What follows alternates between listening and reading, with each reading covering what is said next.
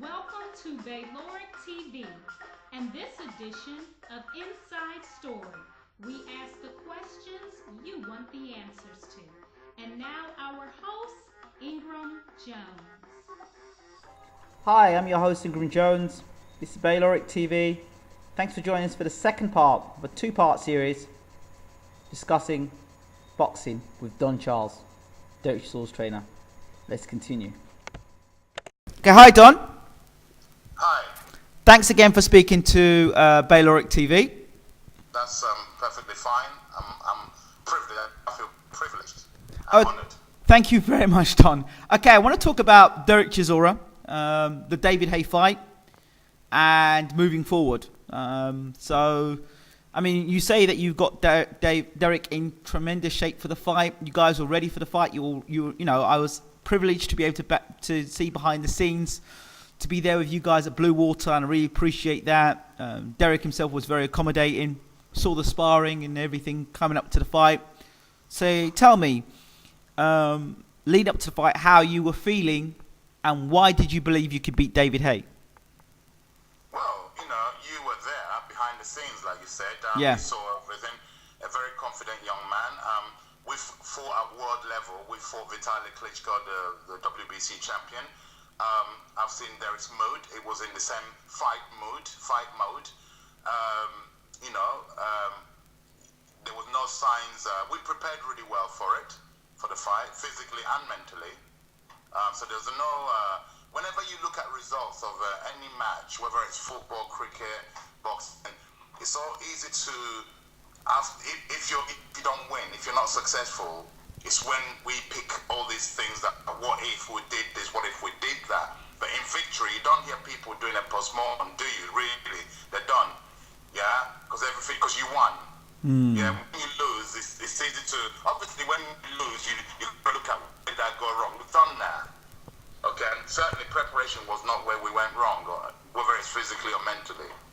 So where do you think, apart from obviously that punch that David landed, where do you think the fight was won and lost? The fight in two areas.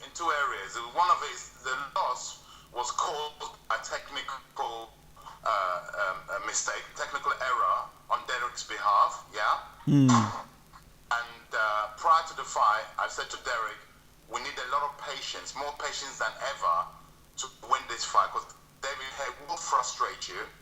Okay, with the way his movement, okay, it will frustrate you with his style of fighting.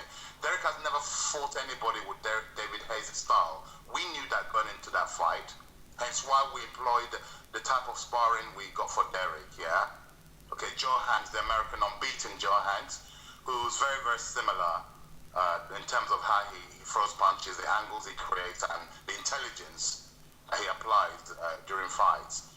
There was nothing that we didn't know about David Haye going into the fight, so we prepared for it as best as we could. The one thing that I noticed, okay, question, why didn't Derek use more of the jab in this fight? He seemed to neglect the jab in this fight. Yeah, sure.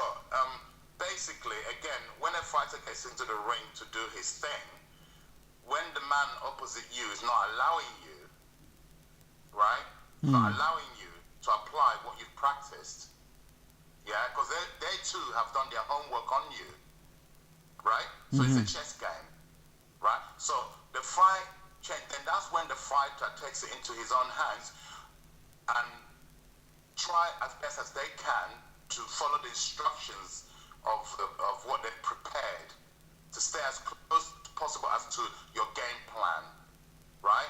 David Haye was able to do what him and Adam Booth had practiced. Derek, up to a certain degree, he did do that in the first 1-2 1, 2, 3. First 3 rounds, he was doing as we planned. Stay calm, stay cool, track David Hay, don't get hit, minimize how many punches you take, block them, slip them, roll them, stalk him. Yeah? Let him blast away. All that was working nicely. Then if you recollect from the 4th round, Derek then started to thought, I've had enough of this, I wanna turn it into a fight. Yeah? And then started dropping his guard by throwing unconventional shots that he doesn't normally throw. It's almost like a slap, chopping right hand that we don't practice that shot. It's not even a shot.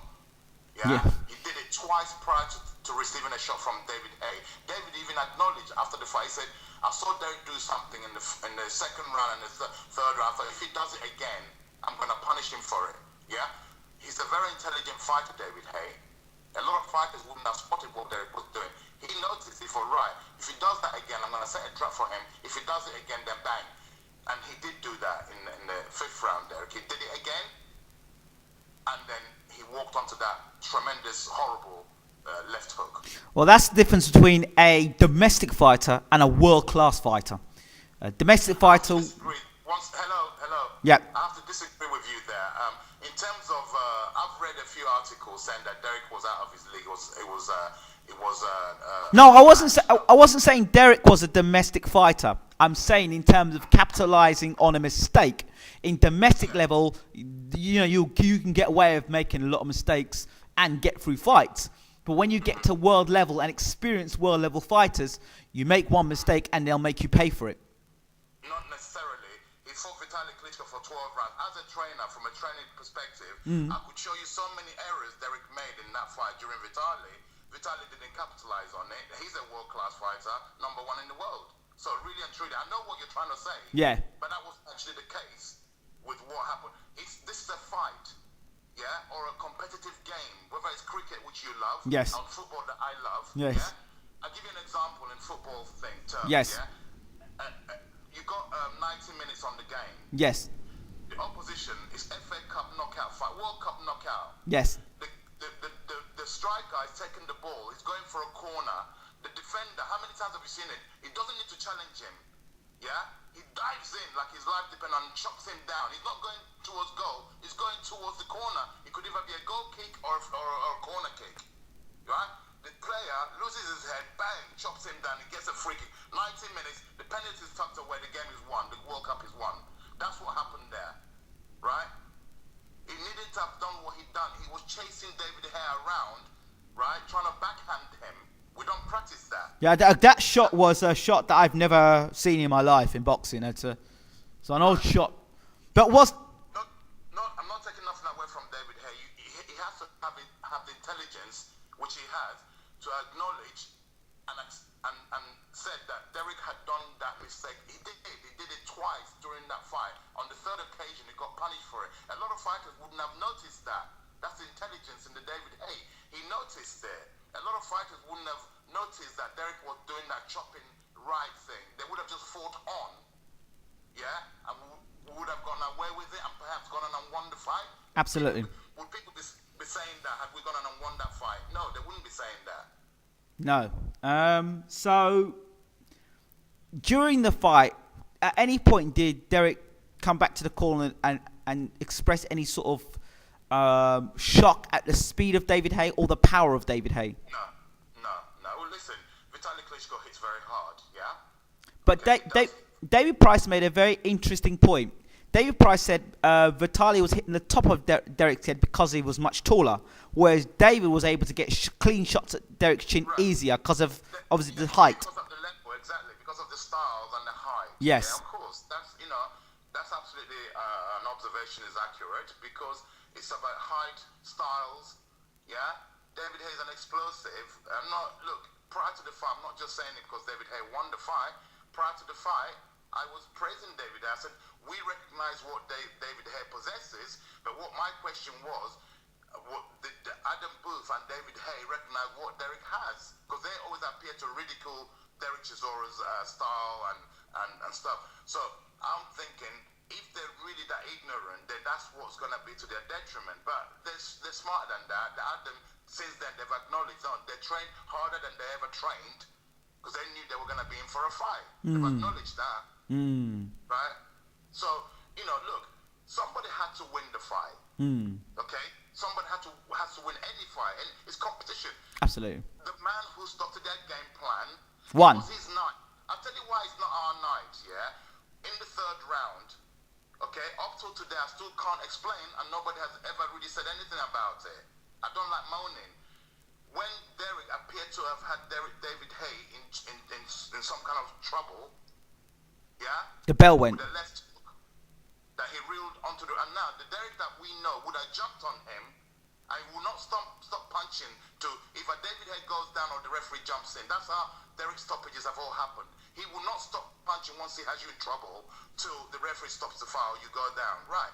So who's to know and say, had that fight ended in the third round in our favor, all of a sudden, Derek Chisora is great. He's great. All the mistakes that would have made prior would have gone. I don't miss those mistakes. So even in victory, I always go back and look at the things that we've done wrong. That's how we work. Yeah. We lost the fight. He got caught on the chin. He made an error. He paid a penalty for it. He walked onto a shot. David Hay set the trap. I'm not saying David Hay didn't do nothing. No, he set a trap for. It was clever enough to set a trap for Derek. Went southpaw. Went southpaw and threw a left. I think that's a left. Yeah, fantastic. If that was my fight that did that, I'd be saying, well done, son. You did very well. I thought that was intelligence on David Hay's behalf. It's a mistake. We made a mistake, right? Not in training. We trained for every eventuality. We knew David Hay's style. Hence why I said to my fighter, patience wins this fight. Be patient because David will frustrate you. He will do this, but he will blow after from 6 rounds. It would have been our fight, but the fight ended in 5th. Okay. Yeah. Okay. So David would load up, which he was. In the first, as soon as that bell rang, every shot he threw, he was loading up, which was in our favor because I believe with his build, the way he fights David, explosive, and we were going to make him throw punches, and he was. As long as those punches are landing on your arms, Derek, and you're rolling them and slipping them, you're going to take some. Obviously, you're going to get in the shower, you're going to get some water on you, right? Yes. So he's going to take some punches, yeah? Yes. But not to the degree where we drop our guard and leave your chin out to dry. Yeah, and how many times have we seen it to fighters? It happened to Manny Pacquiao the other day. Yeah. Doesn't make him a bad fighter. He ran onto a shot. He ran onto a shot. Doesn't make Manny Pacquiao a bad fighter. No, it doesn't. It doesn't. At that level, you would say, why did he run onto a shot? Watch it back. He ran onto it. To be fair, one Manuel Marquez was practicing that shot over and over again. I watched the practice. So we practiced shot to take David Hay out, but we didn't catch him with it. Yeah. That's how it goes. It's a match. Your opponent practices what they practice. You practice what you practice. Whoever can pull it off on the night wins. That's what happened. David Hay won. So okay. So we acknowledge that the fight didn't go according to plan. Obviously, Derek was. He was going according to plan. No, hello. He was going according to plan. Derek Chisora wasn't getting beaten up round after round and then got knocked out. No. The fight was going according to plan. But the outcome didn't go according to plan. That's what I mean. Yeah, yeah. So after that happened, the aftermath. I mean, I travelled out to Grenada, so I was unable to catch you afterwards to really talk about it in depth. And obviously, I was, as much as you were devastated, I was devastated too. Devastation is not the word; it's an understatement. Yeah, devastation. Let me tell you something. I'm a very proud man, right? Derek Chisora is a very proud person, man. I was bedridden for about 2 weeks myself. Yeah, I was sick. When I say sick, I was gutted. Any word you could describe how one feel. I felt really bad, really down. It was a must-win fight. Through all the background of what happened leading up to the fight, right? Losing was not an option, but somebody had to lose. But losing was not an option. Yeah. So we were very. I'm still hurting from it. Not bitter. That hurt him. Did what he did. He did what he had to do. Yeah? I'm not bitter. I'm just disappointed, deeply disappointed that we lost the fight. Yeah, down to, again, if David Hay, not taking nothing away from it, I really felt that he had to earn to win it. I don't believe he earned it to win that fight. Now, in that fashion.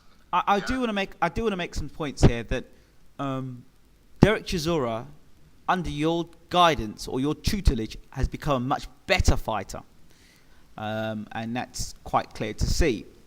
However, his win against inverted commas, his win against Hellenius, where he absolutely beat Hellenius from pillar to post, was impressive, considering what sort of a record Hellenius had. Now people are calling Hellenius a bum, even though Hellenius has not lost, and he hasn't looked good. He hasn't looked good since his comeback from from injury. He hasn't looked great, and since the Chisora fight. But the question will be asked. Derek has now come back. He was on ATG Radio. Shout out to ATG Radio.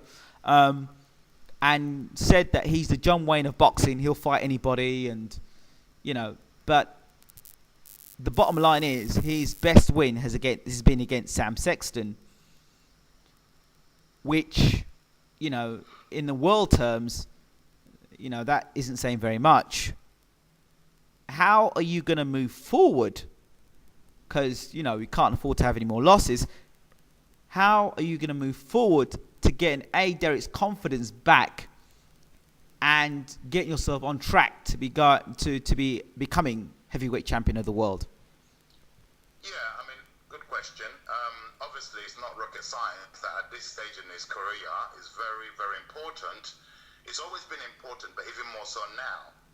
How we guide him, i.e. the team. The team consists of the promoter, the manager, the trainer, the matchmaker, and the fighter. That's the team. Yeah? Now, we've all sat down collectively. Obviously, everyone knows it's not complicated what must happen now. We can't afford to take fights that 50-50 fight where we need to take fights that's going to whet the appetite. Obviously, the public are not mugs. Yeah, the paying public, may I add. Yeah, we can't go start taking a fight that of no significance. Yeah, where just to get Derek a win. No, we're not just after a win. It can't be just any win. Yeah, it has to be a reasonable win. A fight. A few names have been mentioned. I've given my shopping list to the matchmaker. I'm not going to reveal what the names are. Yeah, and a fight. I know my fighter very well. A fight that will make him scared. A fight that will make him train. A fight that whets his appetite. Yeah, there's a lot. People think it's just about picking. No, it's a fight that makes the fighter first and foremost, tick. Yeah, so we've got good names. There's enough names out there for us to choose. But like I said, we have to win. I remember sitting down talking to Derek in Nando's, and we had a long chat. And the long chat, I said to him, "Look, Did he have any fries in Nando's?" Yeah, he had fries. He had chicken. You're not allowed to have that. Yeah. You have the chicken and the salad. Okay, from what I remember, but it was almost a year and a bit back, so I don't want to get Derek in any trouble. But no, he had. We were talking. And I said to him, "Why don't you get yourself? You have some fights against some American fighters. They don't have to be the top names, but names that a Hassim Rahman. All the European fighters. A Hassim Rahman, for example. It gives you some exposure to the American public. It builds your profile up, but at the same time, you're not in a position where you're taking too much of a risk, and you can still be marketable." And I said this to him, and he said to me, "Well, Yeah, sure. Poor Ratman, his name always comes up. Yeah, The Rock. Yeah, I'd like to see anyone challenge him in his day. He's a very hard hitter. Yes. Unfortunately, some of the Americans shouldn't be fighting on, but yet again they're fighting on, which Yes. is sad to see. I don't like seeing it. Look, I'm not. Like I said, I've got my shopping list of possible opponents for Derek for his comeback, and a few good names there. Again, a fight that will make the fighter tick. It's very important. You got to understand, and the public have to understand. It's not just bringing a fighter because he's American, or bringing a fighter for whatever is a name that. It's a fighter that will make that put some fear. I know how my boy operates. I know how his head works. Yeah, he likes to feel fear. But marketability, matchmaking key Yeah. for Derek Chisora's career now. He can't afford to have any more losses because. No, we can't. But one second.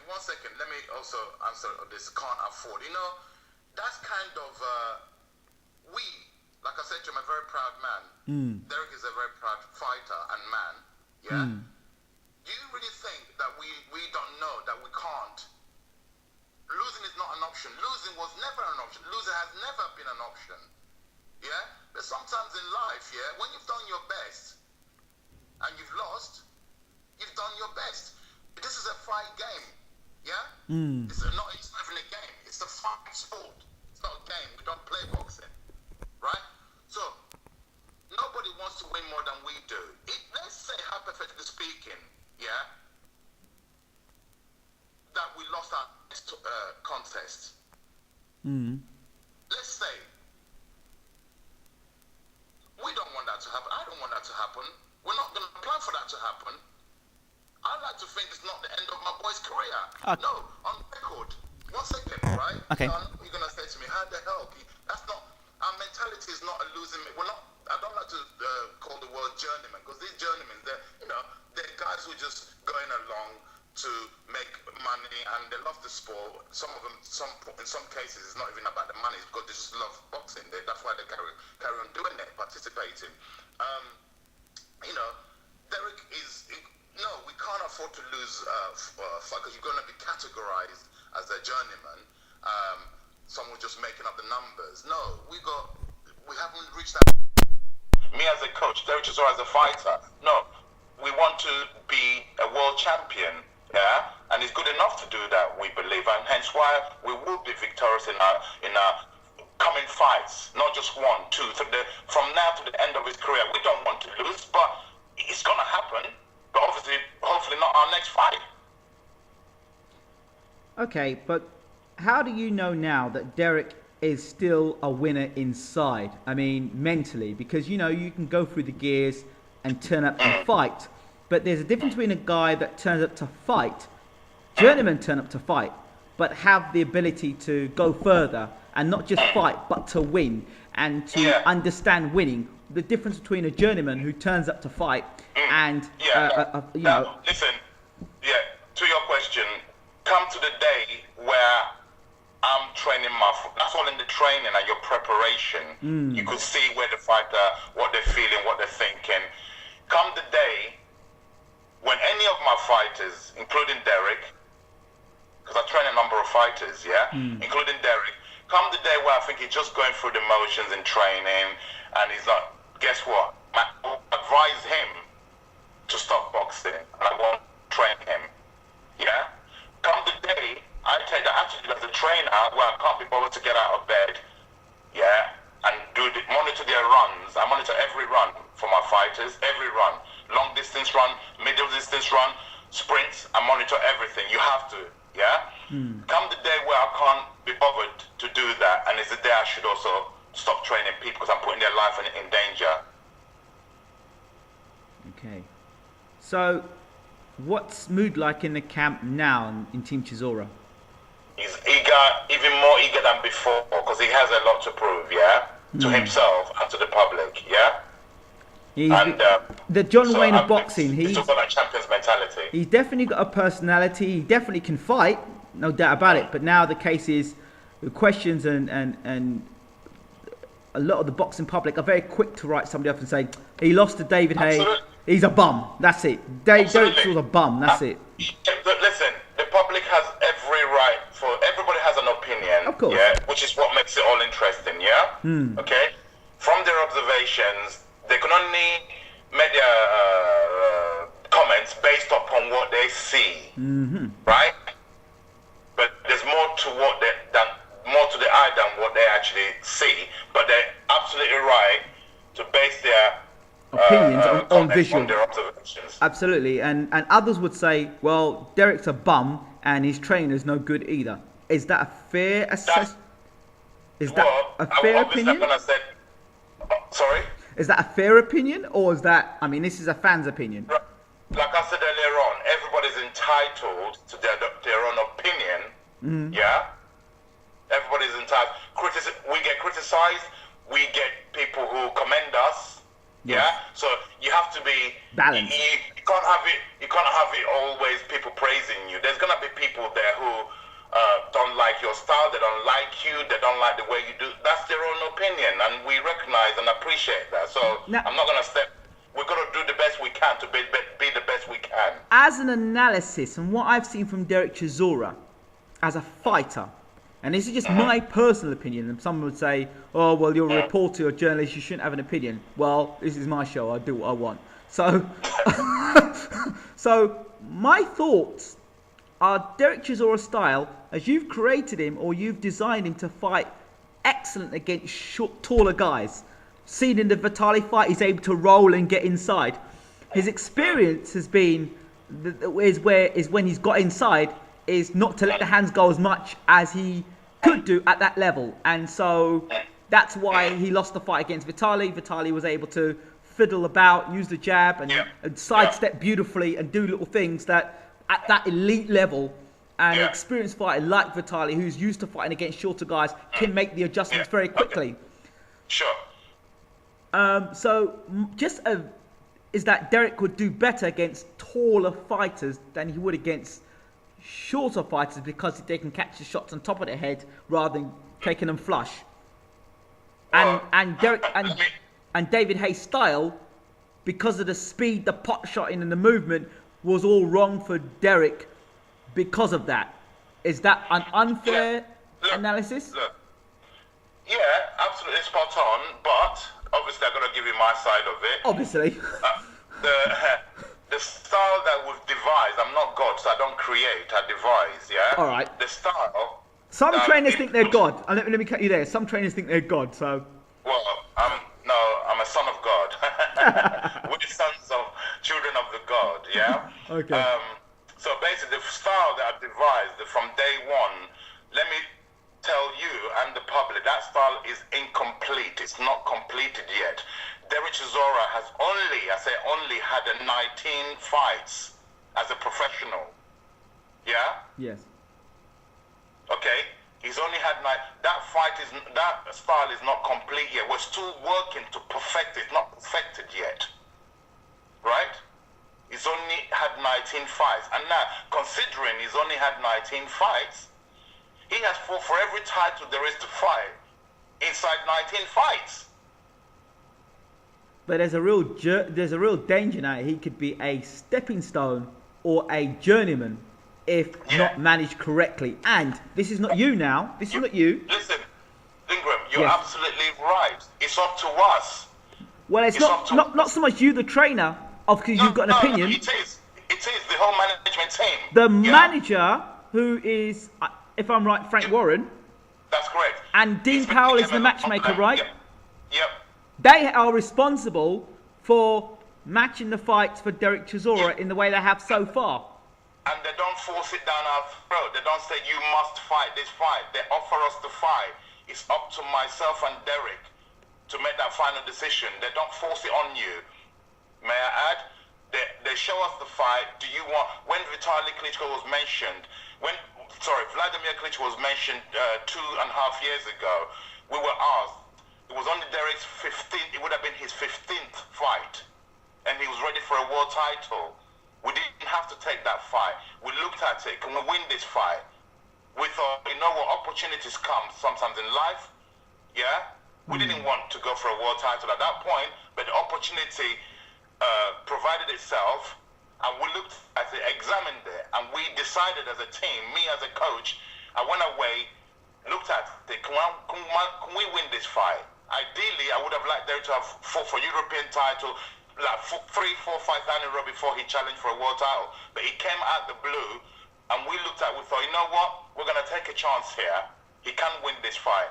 And guess what? People always forget. When things happen, it's swept under the carpet. Yeah? Vladimir Klitschko, he managed to, God bless his soul, where he's a great coach. That's why I use the word great. You know why? Because he had the ability and the knowledge and the experience to see Derek Chisora in flesh in Germany in the public workout and determined that no, this kid is too young, too fresh, too hungry. The style is all wrong for Vladimir Klitschko, and they pulled him out. Otherwise, my boy would have lifted the world title back then, right? He pulled the fight. He has since then acknowledged that, Emmanuel Stewart. Yeah. Now, fast forward. Whenever any fight is put to us, we examine it on every angle. Do we take this fight or do we not? We don't just take it for the sake of it. We take it because we want to win it. And believe we're good enough to win it. That's why we take these fights. Okay. Would you say it would also be a fair assessment to say that you may believe Derek is better than he actually is? I'm only human. You just use the word believe. I believe, not only do I believe, we train and try and perfect what we do to aid us to achieve. It's not just a dream. It's a dream. We all dream. I believe there may be a case in what you're saying. Of course, people, anyone, no matter what you do in your life, sometimes you think you're better than what you are. I'm only human. Yes. Right? Maybe I'm believing that Derek is better than what he is. Maybe he's not. But guess what? I still believe he's as good as I think he is. Potentially, it could be if when we perfect what he's trying to do. It's not finished. It's a work in progress. It's a 19-fight professional. Yeah. How many people in the heavyweight division do you know? There's a set of Spinks. One of Spinks' brothers fought Muhammad Ali only in his 8th professional fight. He fought for the world title and won against Muhammad Ali, the great Muhammad Ali. Yeah. Yes. Prior to that, Mike Tyson did it against Trevor Berbick in his, what was it? How many fights was it? 20? Okay. Yeah? You tell me any other heavyweight in history, in the modern times, has fought for every belt there is to fight inside their 19 fights. Tell me. Right. Unless I box record, I'd have a problem, but probably you're... Right. So, let's see where we are. He's not complete yet. It's still a work in progress. And I believe, let me tell you something, right? I believe that from now, from whether we won against Hay or we didn't win against Hay. Even if we won against Hay, the style was still incomplete. We carry on working to become perfect, to perfect his style. Do you think that knockout defeat would have made Derek more aware now that he can't be so reckless? Yeah. Yes, I agree there. He has to follow the game plan. He has to, it's called experience. Everything that happens, every disappointment that happens in your life, whether it's a bad experience or a good experience, you learn from them. You should have the ability. He has the people around him, Derek himself, myself, the ability to learn from our mistakes. And believe me, we've learned dearly, and we will not have to prove to anybody, but obviously we're in the public eye because he's fighting on the world level. You're going to be scrutinized, yeah? We're aware of them, and we appreciate and respect the public that the paying public, okay? We don't want to turn up and give them rubbish. We've got pride. We want to win. So therefore, I still believe that Derek Chisora is one of the best heavyweights in the world. Obviously, till he carries on, gets on the winning run, which I believe will be from now, yeah, to be on a winning run to the end of his career. Okay, we'll mention a few names now. The first person that everyone's talking about that Derek Chisora should fight next is the man from Liverpool, David Price. What are your thoughts about this? Well, obviously that's a fight in the future. That's not a fight that I would recommend or accept, should I say, for Derek to have right now. No, definitely not, because we're just coming off a bad, devastating loss. It's not a fight you put your fighter. That will make him that journeyman that you're referring to. Yes. Yeah. I'm not saying my boy wouldn't beat David Price. My boy beats David Price all day long.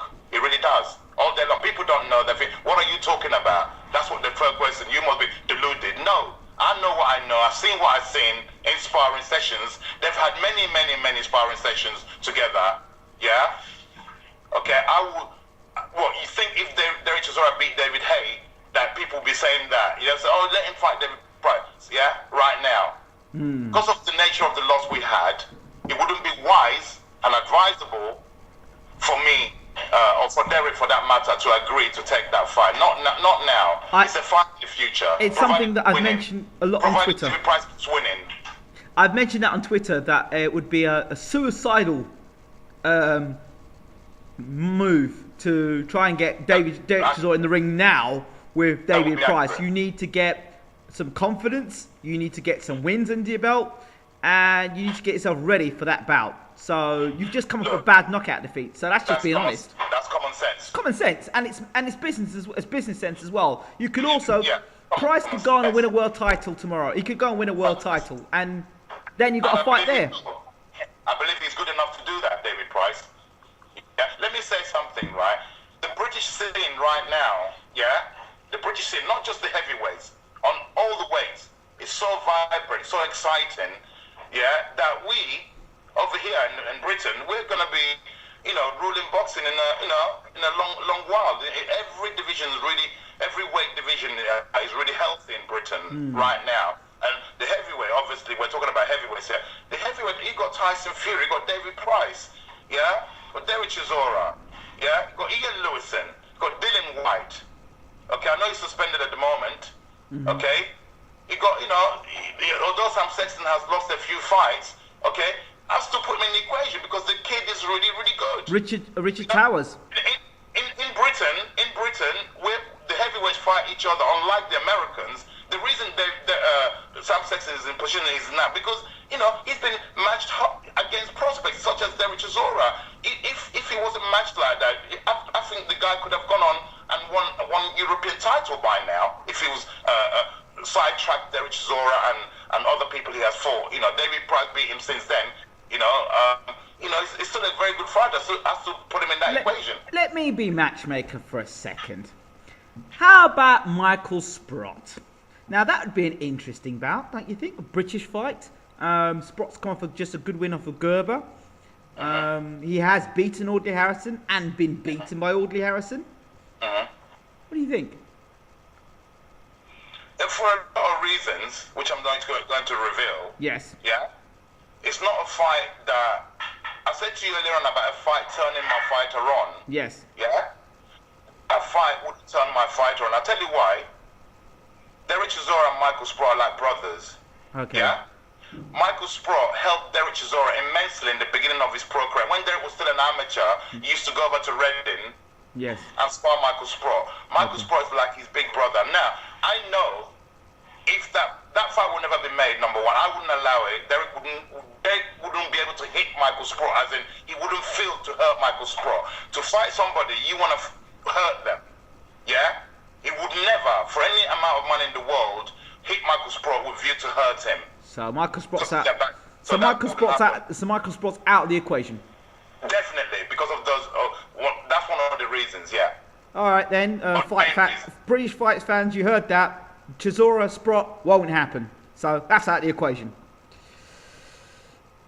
The other man that's been mentioned is Manuel Shah. Claire, to elaborate? That's been mentioned, but obviously nothing's been agreed or signed. So now that will whet our appetite. That would whet your appetite. Yes, it would. You think you could beat Manuel Shah? And I would take it as the next fight. If that was to materialize, I would definitely categorically accept that with open arms as the next fight. Derek Chisora says on ATG Radio that he was going to have a warm-up fight in February, and then he was going to go straight into fighting Shah in March. That could possibly be the case, but I can tell you that our next fight is not in February, it's in March. Ah, so that changes. You heard that here first? Okay, so that changes things a bit. That's exclusive to Bayloric TV. Derek Chisora is back in March. Oh, hold on a second. He's back in March. Yeah. What happened to the whole suspended, banned, British Boxing Board of Control, back March? The plan is to be fighting in March, pending him being successful with his application. Now that puts things on its head now. Well, Absolutely. So if the boxing board of control, British boxing board will say, you know what, we don't want you to come back here. We don't think it's viable for you to come back. No. Like I said, pending, subject to application, being successful. It may not be successful, yeah, but we're very confident that our application will be successful. So how long was the actual suspension for? If you remember right, there was no time put to it. So it's indefinite? It was indefinite. That means you could get it now, or it could be 10 years. When indefinite is a big word, you know. So when the head of boxing board initially said it was banned indefinite, which caused the whole problem. Because if they put a time to it, then you could serve your ban, couldn't you? Yes. Yeah, but there was no time to. Hence why, in a way, it's been good for us because it was indefinite. He's been able to apply. Yeah, more or less straight away, which is like 6 months later. Ali Adams got banned, and it was it's 2 years for him. Exactly. So they put a time limit. Larry to it, Alibama got 4 years, I believe. Is that right? I believe it's 4 years. Yeah. Yeah. So there's time there, but Derek Chisora, so who once they put a time to it, they can't really appeal. But you can appeal for whatever grounds on the number of years you've been banned or whatever. But in Derek's case, it was indefinite, which allowed him to appeal more or less straight away. Okay, let me play devil's... No, I'm not playing devil's advocate. I'm going to come completely off the fence and ask you the question. If Derek Chisora is not allowed to box in March, and the British Boxing Board of Control say, no, sorry, he's not coming back because he had to fight with Hay under the Luxembourg board, and he was he did his own thing. In that case, you know what? Just for that, and just for spite, and just for doing what he did, he's not coming back in March. What happens to Team Chisora then? Right. Obviously, we're hoping that's not going to be the case, but nevertheless, if that was the case, the management team will meet together and decide what happens next. Okay. Interesting. So, in terms of the future, let's say you get the warm-up bout. You're saying the warm-up bout would be what sort of a test would that warm-up bout be? Like I said, it will be a match that whets Derek's appetite, is the fighter. So you're basically saying he'd come back after that knockout loss without a sort of, a tune-up bout, and then go straight into a fight against potentially someone like Manuel Shah. I like the word potentially, yeah. But we're suddenly making out Manuel Shah, no disrespect to him, to be some kind of prior to Manuel Shah fighting Vitaly Klitschko, who has he fought prior to that? Number one, number two, he's suddenly been made as this great, fantastic fighter. We know what he's got and what he hasn't got. So, if fear is what defeats people, that's a defeatist view. But I'm also a very realistic man. Yes. If that fight was to materialize, like I said to you earlier on, it wastes the appetite. The styles. Okay, would you have the fight in Germany or would you have it in the UK? Preferably, if we are successful with our application for our license. Yes, in the UK. In the UK, preferably. In the UK. Do you have any concerns? Do you have any concerns whatsoever about Derek's chin now? Because he's going to be in with a guy who fairly can pack a decent punch, and there's always a possibility Derek could get hit with a shot and, not respond the way that is positive. And yeah, there's always that possibility, but that's what makes it the fight game that we all love, the unknown. Interesting. Don Charles, thank you so much for talking to Bayloric TV. It's a pleasure. And may I add that, I know you're a friend of ours, I said, because you know me, you know Derek, you've been to our gym, we know on a personal thing, but you're based over in Grenada at the moment. I am. I always have enjoyed and still enjoy your interviews because you ask the questions directly, undiluted, and sometimes you push me, or people don't always like to be asked what hurts. But you ask those questions. Put under a bit of pressure. And you know what? Keep doing that. The truth will always come out. Yeah. So always ask the truth, whether people like it or not. Yeah, which is a few things you've asked me today, a few sensitive things you've asked me. I believe I've answered them to the best of my ability, and keep doing that. I enjoyed it. And with regards to Ali Adams? Like I said earlier on, he's a lovely individual, lovely man. I love him. But he should really look at himself first in the mirror before he starts coming out publicly. Like everything you said today is recorded. Yeah? And accusing me of being a liar, which I challenge him again on what part of it did I lie, please? I'm still baffled. I still want to know. On what part of the account of what happened did I lie? That I acknowledged the question that was posed to me by a Sky Sports television reporter. He asked me a question, I answered honestly. Why is that a lie? I asked Ali Adams. Don Charles, I'm sure we'll be speaking again soon. Most definitely, by God's willing. And I'm sure Ali will have something to say about it as well. Thank you so much for talking to Baylor TV. We appreciate it. Thank you, and have a nice evening. Thank you. Bye-bye. Goodbye. Well, there you have it. Don Charles, the trainer of Derek Chisora, speaking in depth with Baylor TV. I hope you enjoyed the show. I hope it answered a lot of questions for you about Derek Chisora and Don Charles himself as a trainer, and also the Ali Adams accusations. Stay tuned for more videos. Thanks for watching, and thanks for the support. Speak to you soon.